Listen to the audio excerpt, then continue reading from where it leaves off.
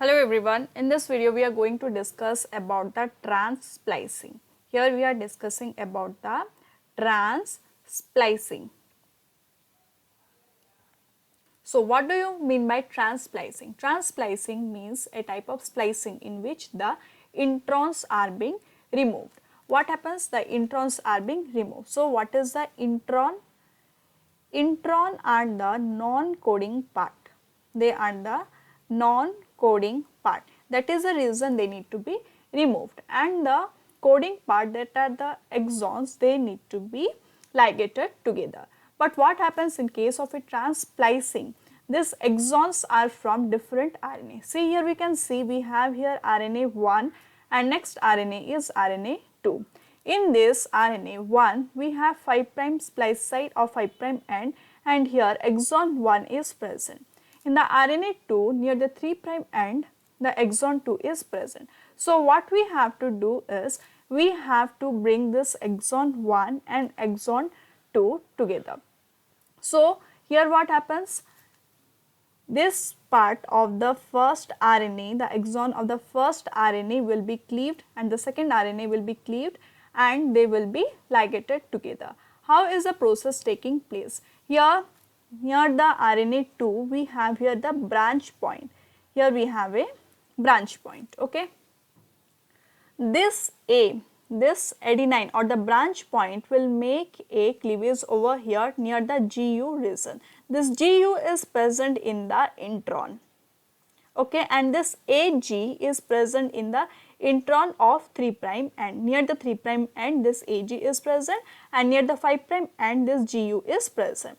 What happens when the nucleophilic attack is done? This A will make a nucleophilic attack with this part, this intron.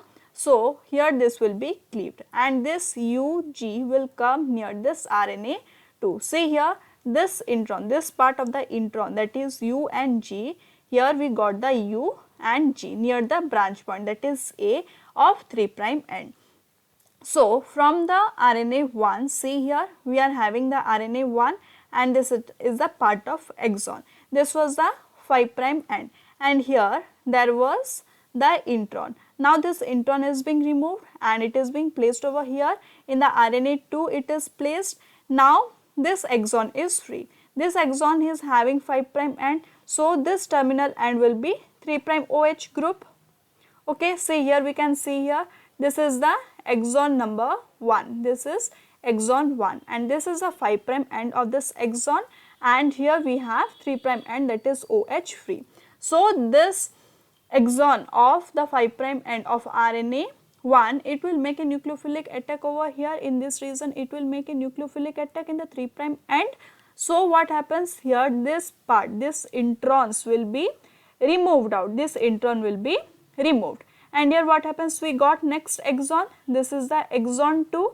So now this exon 1 and exon 2 will be ligated and we will get a complete set of exon. This is a chimeric exon of RNA 1 as well as RNA 2, okay. But there are two introns, two exons, that is exon number 1 and exon number 2, and they are being ligated. So what is the specific of this trans-splicing?